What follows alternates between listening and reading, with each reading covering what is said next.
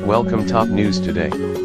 Each week, the Can He Do That podcast explores the powers and limitations of the American presidency, answering the critical questions about what today's news means for our nation and its highest office.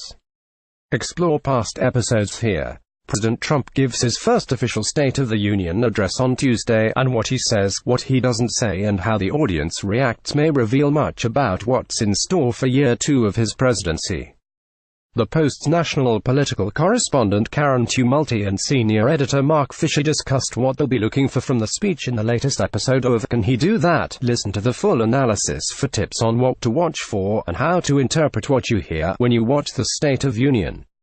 Subscribe to Can He Do That? Apple Podcasts, Stitcher. More options. Here are some of the topics they'll be paying attention to. The shutdown. Fisher: one thing that would be something of surprise is if the president did launch a real attack on the Democrats. We certainly saw during the whole discussion about the government shutdown, we got a good taste of Donald Trump's great penchant for going hard against his opponents, and this was the Schumer shutdown as far as the president was concerned. Will he now offer any kind of an olive leaf to the Democrats? It's hard to imagine him doing that just a few days after that big confrontation. But it's possible. Foreign policy. Tumulty. Of course, there will be a section in the speech for international relations.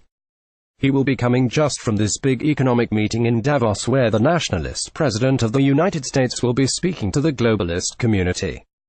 It will be interesting to hear if he has a different kind of message coming back from that.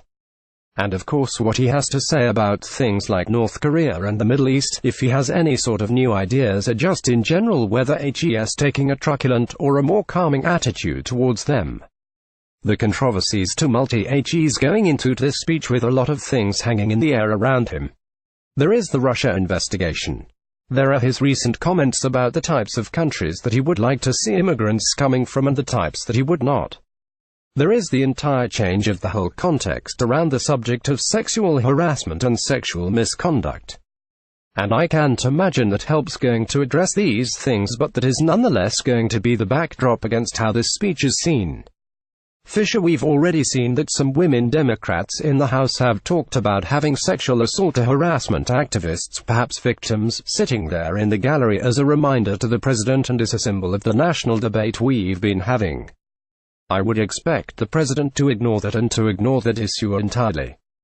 But I think he will counter with the kind of guests that we've seen in the past from him, particularly victims of crimes by illegal immigrants. And some other key things you should notice as you watch the address. Who wrote it? Fisher: it's important to do some reporting about who is actually writing this speech. We saw last year, and in many of the big moments that Donald Trump has had in the presidency so far, the rhetoric of Stephen Miller, his advisor, whose perhaps greatest passion is the immigration issue and the idea of America first. He is one of the true believer nationalists in the White House, and we've heard that in many of Trump's big speeches. And so even though there will be a desire to address the issues of North Korea, Iran, China and of course Russia in this address, we'll also hear that, I think, in the context of that America First approach that Miller likes to tout in all of the president's formal addresses.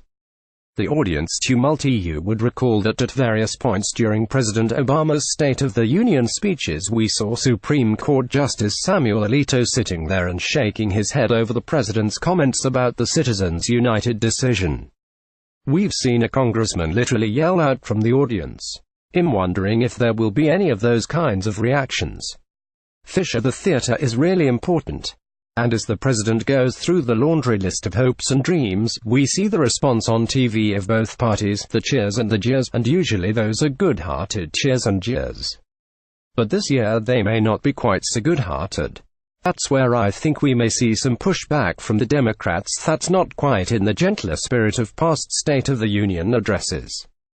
That's where it can get a little touchy and perhaps reveal something about the path forward for this Congress that's going to have to deal in the next year with whatever comes out of the special counsel report on the president's behavior and with the president's successes on Twitter and in other venues. This is a Congress that in both parties feels rather distant from this president and wary of him at the least. And so I think we'll see the drama playing out in the theater of the Congress. Want more? Can he do that? Subscribe Apple Podcasts, Stitcher. More options.